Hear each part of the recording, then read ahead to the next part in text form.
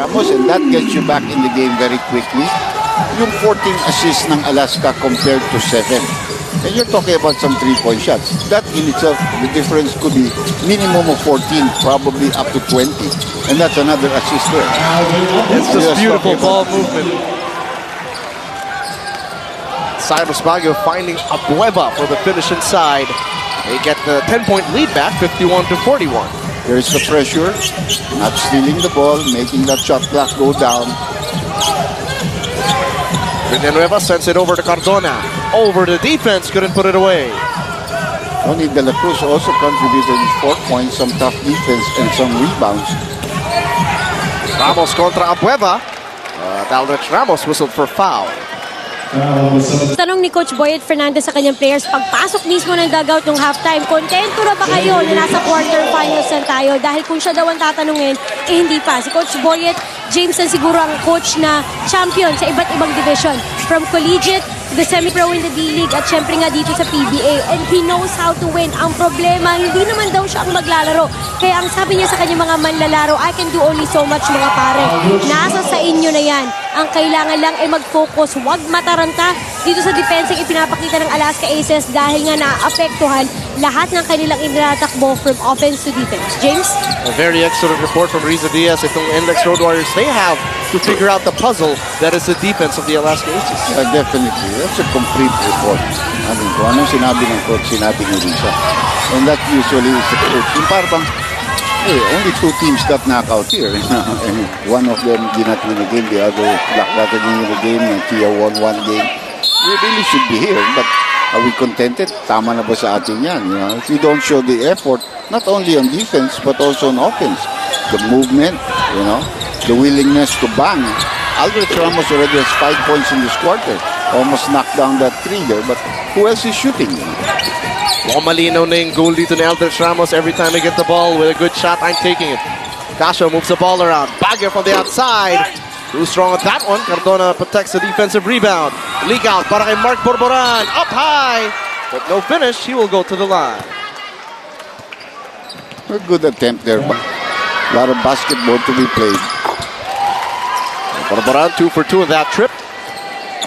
He has 12 points to lead the NLEX Road Warriors, still trailing 45-53. Only De La Cruz whips it over to JB Casio. Binigyan nila kay Abueva.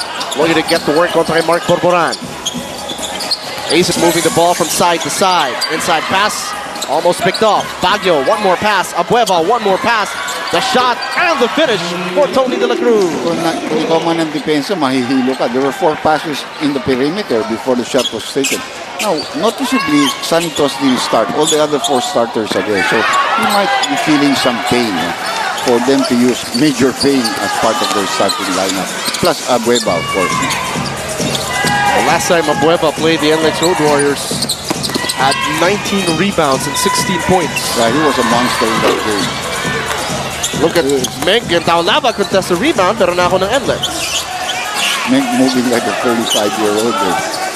Trying to pick up an offensive rebound. Coming all the way from the outside. But as he saw him coming.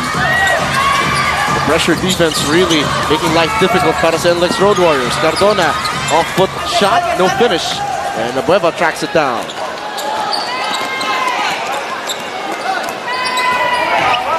It's a slow and go game here in the 3rd quarter. The Ace is still protecting a double-digit lead. Casio doesn't use a screen. Takes it to the other side. Cyrus Baguio. Meg, hindi handa sa pasa. And Villanueva on the run. Jonas Villanueva trying to spin, but look at JV Casio take it back. Enforcing that foul on Cardona. In para di sa NLEX Road Warriors. You would say hungry. So that's what you need in this kind of a ball game. Meng, binigay mo na kay Abueva from the free throw line. Bounces high and out. The biggest lead here was 14 points, but it's been hovering in that 10-point mark for quite a while right now. Like you mentioned, Dr. J, if it turns out to be a low-scoring game, could tip the scales towards the favor ng Alaska Aces. Yeah, I would think so. I think their defense can hold it. That's a foul on Baguio. First foul dito kay Cyrus Baguio as Mark Porbaran pushes back to the line. He's been very aggressive from the second quarter here in the opening minutes of the third. Yeah, he has 7 points in the game. For more exclusive content para sa mga behind-the-scenes updates at pre- and post-game analysis, log on na sa www.sports5.ph. Mapapanood nyo rin bawat PBA game on live streaming. Don't miss a second of your PBA. Log on to sports5.ph. One of the reasons why NLEX has kept themselves in the game, because they've been outshot from 3-point and 2-point, is the free throw line. They were given 11 free throws in the first half. Although they only made 8. Another turnover for Abueva. That's his third of battles where he gets up in the air and just throws blindly to a teammate. Alam mo, Dr. J, may propensity si Abueva to even score on ambitious drives like that. So parang minsan live or die eh. Sometimes it's good, sometimes it's bad. But that time, it's all good para kay Rudy Lingana. So far, Push will really give him the effort. He's really probably very disappointed with the effort of others. But you can see what Lingana and Arboleda are trying to do there. Jordan is open. And Asi now beginning to work the boards. Although he might have jammed his finger in that rebound play. Porbaran will set the play. Binigay kay Lingana. O kay RJ Hazul. I was one of the guys who was telling my friends that I said, even though it's going to be twice a week, I don't want to play NLEX. I think they're on the borderline of those close games that they could really come out with an upset, right? Those as they've been since the 14-point established by Alaska. And there's a nice stop by Arboleda, another foul by Azul. Kung pasok na players dito, Lingana and Arboleda, allowing NLEX to creep back into this game down by 5. And now Rico Villanueva is manning the post instead of Asi Taolaba. So Asi must be fresh when he does come back. May problema siguro si Tos para hindi ibalik. Long-range shot doesn't go, and Vic Manuel protects the rebound. Well, his angle for Polan, he likes the angles from a 45 degree. That's a nice, there's finally Tos coming back. You know. They needed him, and he can use his height advantage against Rico Villanueva. Although Rico is a very tough defender because he knows how to use it. Montiveros using the toss screen. Gets it to a rolling. Sunny toss. Reverse layup is good. He's one guy you never allow him to go to his left dribble. He will finish you off. That's where he's good. Rico is the same type of player. You should know that. 5 minutes remaining dito sa ating ikatlong yugto. Ang mga alas, lamang ng 7, 57 to 50. It's a big basket for Alaska. They were forced to call a timeout early here in the third quarter. Porbaran from the outside. And Manuel another rebound. Montiveros stops on a dime. Binigay muna kay Vic Manuel. Looks for Brent. Back to Dondon. Cebuano hot shot. Spots DDLC. Down low to Vic Manuel. 10 seconds left to shoot. As Tony De La Cruz is sent sprawling on the ground. Different angle. We were looking at this play. Now he comes in to try to set the screen. Enrico already puts that hand out because he knew it was coming. I think that might stay because he got him in the probably stick.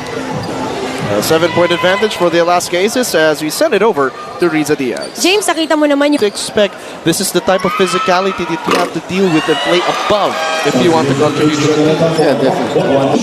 He must have been jarred by that foul. You know, Dr. J, from our angle, I could see the scratch marks on the neck of Chris Banchero. And I'm sure yung mga fans ng Alaska Aces, especially the girlies, the women, wag lang sa mukha, makakalmot si Chris Banchero. Maputi yan eh. So talaga magmamarka yun. That's almost an air ball there. It was an air ball thrown up by RJ backdoor with the reverse. After that mini scoring surge by the NLEX Road Warriors, the Alaska Aces locking down the last few minutes. Hindi pa nakakascore itong Alaska or ang NLEX Road Warriors. And look at the Aces almost getting another stop. Taolava diving for it, recovers, puts it up and in. The lead is down to 5. Alam mo partner, ang laking bagay niyo eh. 2 free throws plus possession. Could be 11, could be 12. Wala nangyari doon para sa Alaska. In that unsportsmanlike foul. Like what we talked about earlier, Taolava has been there, done that. And he is looking to strap his team on his massive back. Once again, trying to throw them to the finish line. Under 4 minutes remaining here in the third. Again, the Aces just moving the basketball around. Obviously, what has picked up has been the defense of NLEX. And that's a nice pass. But Yun no lang, hindi finish. natapos. No finish. And that lead could go down a little bit more. Only 3 minutes left. Pero nasa third quarter pa tayo. Liganay gets it to Harold Arboleda from University of Perpetual Health. Ramos steps out to set a screen. Liganay gets it down low to Taulava. 3 segundo natin dito sa shot clock. Taulava puts it away!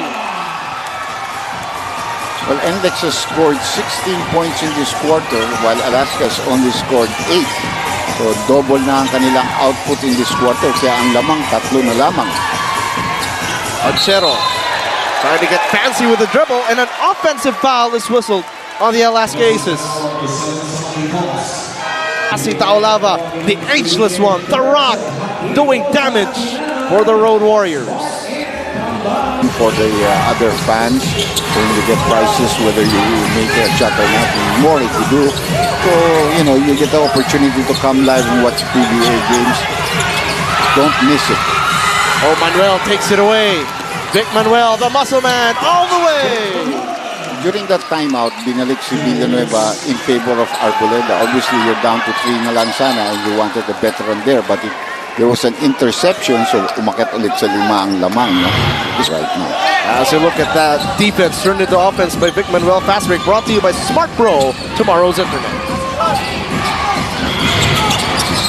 Canaleta from the corner. Villanueva the rebound. But a foul on Asi Taulava. Maybe it's on. Or Jonas Villanueva, rather, for pushing off. Yeah, you could see push off against Banchero, but it was a slight push, spark when he came into the fourth quarter. So that's what they're missing now. If Macmac can give them that, that will certainly help. A 4-0 run here by Alaska, back to a 7-point lead. Taulava in the post. Will he get to work against Sonny Toss? Binigyan niya kay Eric Camson. And jumper gets it a go.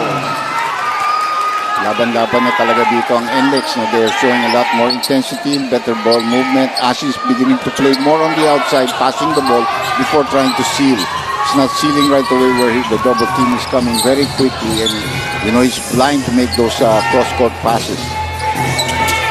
We've seen Asi the scorer, the rebounder. This time Asi the playmaker. No, nice block there by but Canileta couldn't recover. Shoot lang ng shoot ang kalaban. Like this. You have to step up because the guy can make those kind of shots. You're not gonna worry about the bicycle game. Camson gets the line. 50 seconds to take the shot. And like throw ball. More offensive plays coming up for us. Again, Taulava. A little bit on the outside. Inside from the outside. Hook shot. That's good. Able to operate, you know, similar to what Tim Duncan does. Then he can pass the ball, he seals it, and they're very good in the return pass. The San Antonio Spurs. And I like how you dissected that. How Asi Taulava gets to work as Chero misses on the drive and Taulava another rebound. That's good. All he has to do is hold them. They may not get a shot off, but they have done their duty. They have cut the lead down to 5. It was at 11 at halftime, so they've cut it by more than half. It's going to be